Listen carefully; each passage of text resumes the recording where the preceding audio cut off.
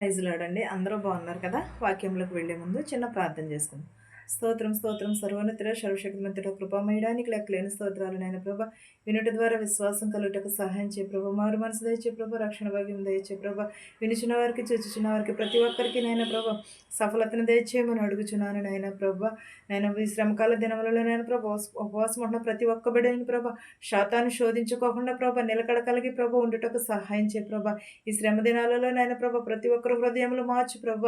నాయన ప్రభ ప్రతి ఒక్కరు మనసును మార్చమని అడుగుచున్నాను ప్రభ. వాక్యం చెప్పుచుండగా ప్రభ మీరుండి నడిపించమని అడుగుచున్నాను నాయన ప్రభ.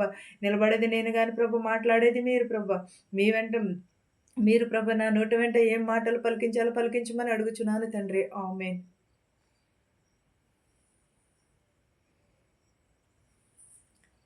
గలతీలకు రాసిన పత్రిక 6వ అధ్యాయము 8వ వచనం ఎలాగ వ్రాయబడి ఉన్నదండి. 6 నుంచి 8 వరకు చూద్దాం. వాక్య ఉపదేశము పొందువాడు ఉపదేశించు వానికి మంచి పదార్థములన్నిటిలోనూ భాగమివ్వవలెను. మోసపోకుడి, దేవుడు వెక్కిరింపబడడు. మనుషుడు ఏమి విత్తునో ఆ పంటనే కోయును. ఏలయనగా తన శరీరాచలను బట్టి విత్తువాడు తన శరీరము నుండి క్షయమును పంటను కోయును. ఆత్మను బట్టి విత్తువాడు ఆత్మ నుండి నిత్య జీవము పంట కోయును. మనము మేలు చేయుట ఎందు విసుకక ఎందును మనము అలయక మేలు చేసితిమేమని తగిన కాలమందు పంట కోతుము. కాబట్టి మనము సమయము దొరికిన కొలది అందరి ఎడలను విశేషముగా విశ్వాసమునకు చేరిన వారి ఎడలను మేలు చేయుదుము. ఎలాగంటున్నాడు? ఏమి విత్తుతామో అదే పంటను కోస్తామని అంటున్నాడు. ఏమంటున్నాడు? ఆత్మను బట్టి విత్తువాడు ఆత్మ నుండి నిత్య జీవమును పంటను కోయును అని అన్నాడు. మనము ఇప్పుడు అందరికీ కూడా సేల్లో పంటలు ఉన్నాయండి. చాలామంది కూడా రైతులు ఏమంటున్నారంటే ఈ సంవత్సరం పంట ఏమీ బాగోలేదు, ఈ పారు పంట బాగోలేదు, తెగుళ్ళు వచ్చేసినాయి అని అంటున్నారు. ఏమో పండేంత వరకు కూడా నమ్మకం లేదు అని అంటూ ఉంటున్నారు. అలాగని అంటూ ఉంటున్నారు. అలా అన్నప్పుడు వారికి చాలా పాపం బాధ కలుగుతుంది కదా, ఇంత కష్టపడి పనిచేసాము, ఇంత కష్టపడి చేసాము అని. కానీ దేవుడు కూడా మన పట్ల కూడా అలాగే అనుకుంటాడు కదా.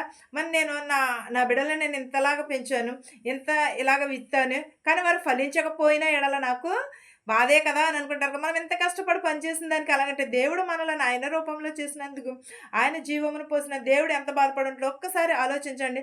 దేవుడు మన ఎడల పంట అడుగుతున్నాం. నా ప్రియ స్నేహితులారా, నేడు మీకు శుభములు తెలియజేయుచున్నాను. నాకు చాలా ఆనందంగా ఉన్నది. నేడు నేను మీకు శుభములు తెలియజేయటంలో నాకు చాలా ఆనందంగా ఉన్నది. ఈరోజు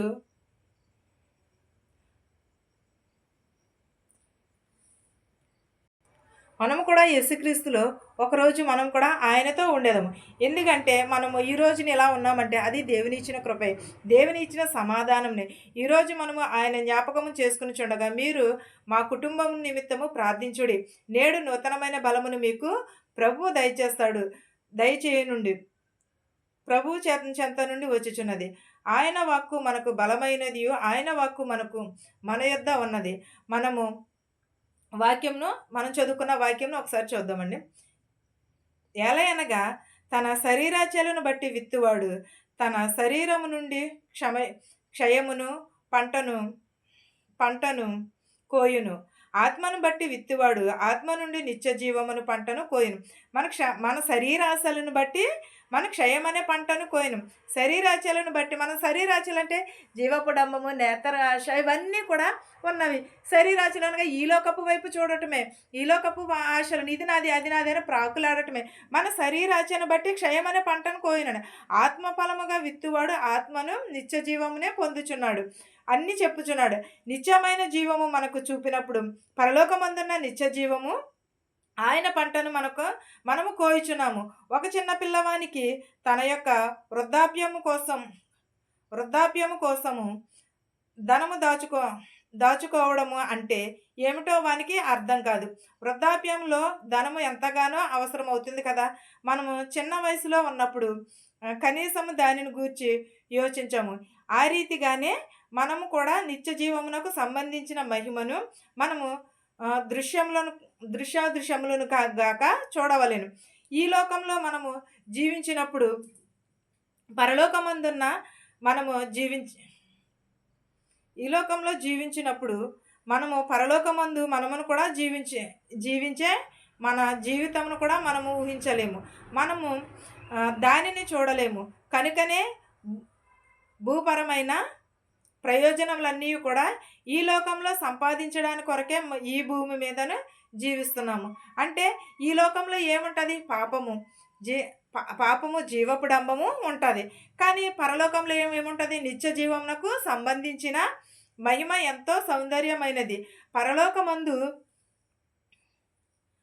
పరలోకమందు నివాస భవనములు కూడా ఆయన పరలోకంలోనే ఉన్నవి. మన కొరకు దేవుడు సిద్ధపాటు చేసి ఉన్నాడు పరలోకమునందు అని దేవుడు సెలవిచ్చుచున్నాడు. పరలోకంలో విచారము ఉండదు. వృద్ధులైన విధానమును కూడా ఉండదు. ఏ విధమైన రోగముయు ఉండదు. ఎటువంటి రోదన కూడా ఉండదు. నిత్యమైన ఆనందము పరలోకమందు ఉంటుంది. ఆ నిత్య జీవము భూమి మీద మన జీవితకాలం అంతే నిరంతరముగాను కొనసాగుతుంది. అయితే మన మనస్సు మాత్రమే ఈ భూమి మీద జీవిస్తే మన మనసు మాత్రమే ఈ భూమిలో జీవిస్తే ఎన్ని సంవత్సరాలు బతుకుతాము? 70 మరియు లేకపోతే 89 సంవత్సరాలు వయసు మీద పడి మనము ఎప్పటికైనా దేవునిలో చేరవలసిందే. మనం విత్తిన విత్తనములు బట్టే మనము నిత్య జీవమునకు చేద్దాం. ఆత్మఫలములను పండించిన ఎడల మనము ఆత్మగానే జీవిస్తాము. అదే విత్తినట్లయితే ఆత్మ మీకు నిత్య జీవమును అనుగ్రహించును. మనము పరిశుద్ధాత్మను ఆనందింపచేసినప్పుడు ఈ లోక శ్రమలను సహించి దేవుడు ఏమాత్రమును కూడా విడవకుండా ఉండిన ఎడల మనము జవాబు కొరకు వేచి చూస్తాము. మన పరిశుద్ధాత్మ ఆయన చేతనే మనకు అనుగ్రహింపబడుతుంది. పరిశుద్ధాత్మ కొరకు మనము ఉండినట్లయితే మనము పరలోకము పొందడానికి మనము ఆయనను ఉద్దేశంలోనూ ఆలకించడం ద్వారా తప్ప మరి అలవాట్లు మరియు తమ మార్గంలను కూడా విడిచిపెట్టుట ద్వారా మనము ఆయనకు ఆనందమును కలుగజేయుచున్నాము. నా స్నేహితులారా, మరీ ఎక్కువగా పొందగలము. పరలోకమందున్న నిత్య జీవమును మనము పొందుకొనగలము. ఆ గొప్ప నిత్యత్వము పొందుకోగలము. ఎందుకంటే దేవుడు మనకి ఆత్మఫలం బైబిల్లోనే అనేకమైన సెఫేను మీద ప్రజల మీద రాళ్లను విసిరాడు సిద్ధంగా ఉన్నప్పుడు ఇకను చంపడానికి కొరకే. ఎందుకనగా అతడు యేసుక్రీస్తును మాట్లాడుచున్నాడు. సఫేను పరిశుద్ధాత్మ చేత నింపబడినవాడు. అతని కనులు పరలోకము వైపునకును తెరవబడ్డాయి. పరలోకమందు యేసుక్రీస్తు వైపునే చూచుచున్నాడు. కానీ వాక్యోపదేశము పొందువాడు ఉపదేశించి వాటినే మంచి పదార్థములు అన్నిటిలోనూ కూడా భాగం ఇయ్యవాలని అంటున్నాడు. మోసపోకుడి, దేవుడు వెక్కిరింపబడతాడన్నాడు. మనుషుడు ఏమి విత్తునో ఆ పంటనే కోయునని అంటున్నాడు. మామిడి చెట్టేసి మనం ద్రాక్ష పళ్ళు కొయ్యలేం కదా. మనం ఏమి పంట కోస్తామో అదే పంట ఏమి పంట వేస్తామో అదే పంట మనం కోస్తాము. కానీ మనం కోసినది ఒకటి వేసినది ఒకటి అయితే అది ఎలా ఉంటుంది? చాలా భయపడిపోతూ ఉంటాం. కానీ ఆత్మానుసారంగా మనము ఏం చేయాలి? ఏలయనగా తన శరీరాచాలను విత్తువాడు తన శరీరమును బట్టి క్షయమును పంటను కోయును. ఆత్మను బట్టి విత్తువాడు ఆత్మను నిత్య జీవం పంటను కోయిన. ఆత్మను బట్టి విత్తువాడే ఆత్మను నిత్య జీవమును పంటను కోయిన అంటున్నాడు. మనం మేలు చేస్తే మనకి మేలే వస్తుంది, కీడు చేస్తే కీడే ఉంటుంది. ఈ రోజుల్లో మేలు చేసిన వారికి కీడే ఎదురు వస్తుంది. కానీ మేలు చేసిన వారికి కీడే ఎదురొస్తుంది. కీడు చేసిన వారికి అంతా కూడా మంచి జరుగుతుంది. అంటే మనము దేవుని యందు భయభక్తులు లేకపోవడం వలన, దేవుడు అంటే మన భయం లేక కాదు కదా, మనం ఏమి విత్తుతామో అదే కోస్తామని అన్నాడు. ఒకవేళ మనకి ఈ రోజున శ్రమ రావచ్చేమో. ఈ శ్రమ అంతా కూడా ఇలాగే ఉండదు కదా. ఏదో ఒక రోజున పడిపోయిన వారు ఏం చేస్తారు? లేచి నిలబడతారు. అలాగే దేవుడు కూడా మనలను కూడా లేచి నిలబెడతాడు. అలాగే మనం ఏం చేయాలంటే ముందు మనం మంచి చేస్తే దేవుడు మనకే తిరిగి మంచి చేస్తాడు. కానీ మనుషులు ఏం చేస్తారంటే వాటిని మనకి దూరం చేస్తారు. విశ్వాస గృహము చేరిన వారిని ఎడల మేలు చేసేదము. మనం ఎప్పుడు కూడా ఎదుటి వారికి మనము మేలే చేయాలి తప్ప కానీ కీడు చేయకూడదు. మనం ఏమి విత్తుతామో అదే కోస్తామని అన్నాడు. ఒకవేళ ఈరోజు మన పరిస్థితి బాగోకపోవచ్చేమో, మనము మంచిని చేసిన చెడే ఎదురు రావచ్చేమో. కానీ రేపొద్దున అది మంచియే కావచ్చు, మంచి ఎదురయ్యి వస్తుంది. కానీ ఎప్పుడు కూడా ఎదుటి వారికి మనము మేలు చేయాలి తప్ప కానీ కీడు చేయకూడదు. వాళ్ళు ఎంత హాని చేసినా సరే, వాళ్ళు ఎంత హాని తలపెట్టినా సరే మనము ఎప్పుడూ కూడా మేలే చేయాలి. మనం విత్తిన దానిని బట్టే కోస్తామని అంటున్నాడు దేవుడు. ఈ వాక్యమును మీకును మాకును మనందరికీ తోడయ్యుండును గాక. ఆమేన్. ప్రార్థించుకుందాం. స్తోత్రం స్తోత్రం ప్రభు, సర్వోన్నతుడ సర్వశక్తిమంతుడ, కృపామయడానికి లెక్కలేని స్తోత్రాలు నాయన ప్రభు. వినిచిన వారికి చూచుచున్న వారికి ప్రతి ఒక్కరికి మారు మనసు దయచే ప్రభు, విరిగి నలిగిన హృదయం దయచే ప్రభు. మా శత్రువుల మిత్రులను దీవించిన ఆయన ప్రభు, ఆయన ధనికులనేమి భేదలనేమి దీవించిన ఆయన ప్రభు. గుడ్డి వారిని మోగవారిని చెవిటి వారిని అంగవైకల్యం కలిగిన వారిని ప్రతి ఒక్క బిడని ప్రభ స్వస్థపరచమని అడుగుచున్నాం ప్రభ, లేవనెత్తమని అడుగుచున్నాను నాన్న ప్రభ. అనాది బిడలను ప్రభు తోడునేడుగా ఉండనని ప్రభ. నాన్న ప్రభు, వెధవరాలు బిడ్డలను దీవిస్తానన్న ప్రభు, వెధవరాలను దీవిస్తానన్నావు నాయన ప్రభు. వృద్ధాప్యంలో ఉన్నవారిని, నడివేసులో ఉన్నవారిని ప్రభు దీవించి ఆశీర్వదించమని అడుగుచున్నాను నాయన ప్రభు. బీపీ షుగర్లతో బాధపడుచున్నారు ప్రభు, వారు స్వస్థపరచమని అడుగుచున్నాను ప్రభు. గర్భిణీ స్త్రీలకు సిలువైన కనుక దయచే ప్రభు, పిల్లలేని వారి పిల్లలు దయచేయమని అడుగుచున్నాను నాయన ప్రభు. ప్రతి ఒక్కరి కుటుంబంలో శాంతిని సమాధానముని దయచే ప్రభు. నాయన ప్రభు, నీకు నీ రక్షణ భాగ్యమును దయచేయమని అడుగుచున్నాను నాయన ప్రభు. ఇతర దేశంలో పనిచేసుకుంటున్న వారికి శక్తిని బలముని దయచే ప్రభు, పని లేని వారికి పని దయచేయమని అడుగుచున్నాను నాయన ప్రభు. పీసీస్కి వెళ్తున్నారు, మెడికల్కి వెళ్తున్నారు ప్రభా, వారన్నింటినీ సఫలతను దయచేయమని అడుగుచున్నాను నాయన ప్రభా. పని లేక చాలా మంది బాధపడుతున్నారు ప్రభు, వారందరికీ ప్రభా పని దయచేయమని అడుగుచున్నాను నాయన ప్రభా. నాయన నీకు స్తోత్రాలు, నీకు వందనాలు నాయన ప్రభ. విరిగి నరిగిన హృదయమును దయచేయమని అడుగుచున్నాను నాయన ప్రభ.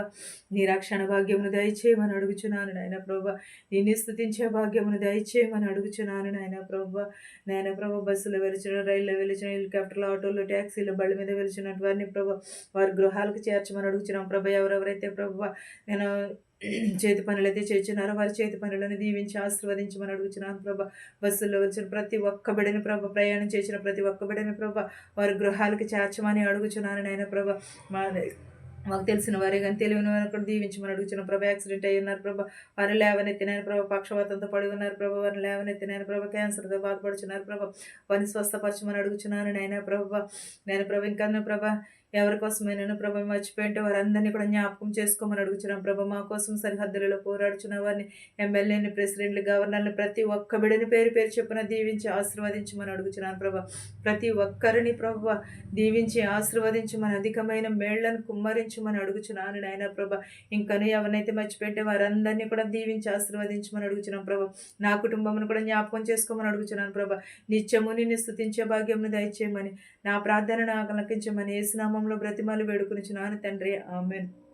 పరలోకమందున మా తండ్రి, నీ నామము పరిశుద్ధపరచబడును గాక, నీ రాజ్యం వచ్చును గాక, నీ చిత్తము పరలోకమందు భూమి మీద నెరవేరినట్లును మనిదిన ఆహారం నేడు మాకు దయచేయము. మరణస్తులను మేము క్షమించిన ప్రకారము మరణములను క్షమించము. దుష్టుని నుండి, శోధన నుండి తప్పించము. రాజ్యమును, శక్తియు, మహిమయు నిరంతరము నీవై ఉన్నావు మా తండ్రి, ఆమేన్. వినిచిన వారికి, చూచుచున్న వారికి సదాకాలముని కృపతోడై ఉండును గాక, ఆమేన్. ఆమేన్. అందరికీ వందనాలు.